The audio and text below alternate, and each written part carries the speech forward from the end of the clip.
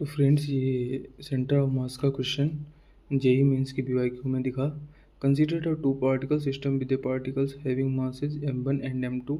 If the first particle is pushed toward the center through distance d, what is the distance of the second particle moved? मतलब centre of mass shifting का case है, simply solve हो जाएगा। But but but मज़े की बात ये है कि सेम क्वेश्चन 2006 में पूछा गया था जेईई मेंस में, और आप देख सकते हैं सेम क्वेश्चन 2004 में आपका नीट का पीवाईक्यू पूछा गया था। 2004 में सेम क्वेश्चन नीट के पीवाईक्यू को पूछा गया था।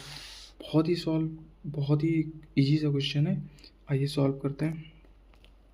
तो हमें क्या दिया गया है कि जो हमारा m1 है उसकी शिफ्टिंग हमको दी गई है टुवर्ड्स सेंटर ऑफ मास, इसकी वैल्यू है जिसकी d दी गई है, मतलब d की तरफ शिफ्ट किया है d डिस्टेंस पे। तो हम फार्मूला जानते हैं m1 x1 plus m2 x2, है ना।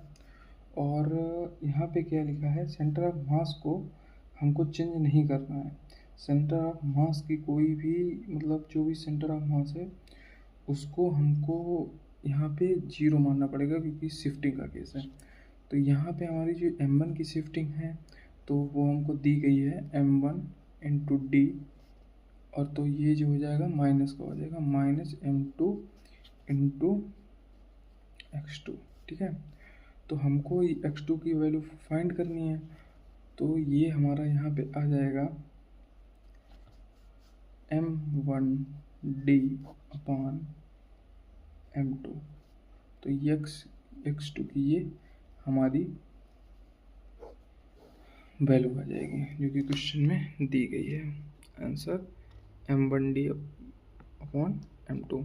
सिंपल सा क्वेश्चन है, कोई भी रॉकेट साइंस इसमें नहीं है, बट देखने वाली बात है कि नीट में भी क्वेश्चन कॉमन है तो ज़्यादा इम्पोर्टेंस रखता है, ज़्यादा इम्पोर्टेंट क्वेश्चन होता है एग्जाम पॉइंट ऑफ व्यू से। कोई नहीं कि शिफ्टिंग का केस है और सेंटर ऑफ मास जो नेट होगा वो हमारा जीरो हो जाएगा। तो m1 x1 plus m2 x2 बराबर 0। m1 की शिफ्टिंग हमको डी दी गई है, m2 की हमको फाइंड करनी है। तो कुछ नहीं होगा, सिंपल से m2 की x2 की जो कि शिफ्टिंग पोजीशन है वो मिल जाएगी। Thank you so much.